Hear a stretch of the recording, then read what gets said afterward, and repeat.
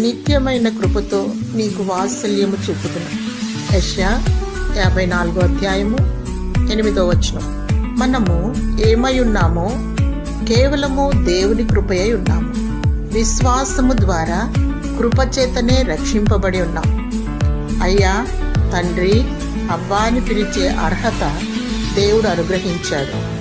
ప్రభువైన యేసుక్రీస్తు కృపా సత్య సంపూర్ణుడు. నీకు కృప వెంబడి కృపను అనుగ్రహించును. నీ పట్ల దేవుని కృప అధికమవును. లోకానికి వేరై దేవుని కొరకు పరిశుద్ధత కలిగి పునరుద్ధాన రాకడ కొరకు సిద్ధపడుతూ ఉండాలి. అనాది కాల సంకల్పము చొప్పున జగత్పునాది వేయబడక ముందే దేవుడు నిన్ను ఏర్పరచుకున్నాడని ఎరిగి బహునిష్టగా దేవునికి ఇష్టంగా జీవించాలి. అధైర్యపడకు, నీవు ఒంటరి వాడివి కావు. నీ పక్షాన దేవుడున్నాడు. నిన్ను అనాథగా విడువడు. శాశ్వతమైన ప్రేమతో నిన్ను ప్రేమించుచున్నాడు. దేవుడు తన వాత్సల్యమును, కృపను చూపుచున్నాడు.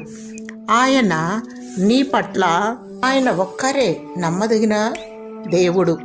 తన వాగ్దానమును నీ పట్ల నెరవేర్చును. జీవగ్రంథమందు నీ పేరు లిఖింపబడిన నిన్ను వరుడు తన రథములో కొనిపోబడును. దేవుని స్తుతించు. దేవుని కృప నీకు తోడయుండును గాక. ఆమేన్.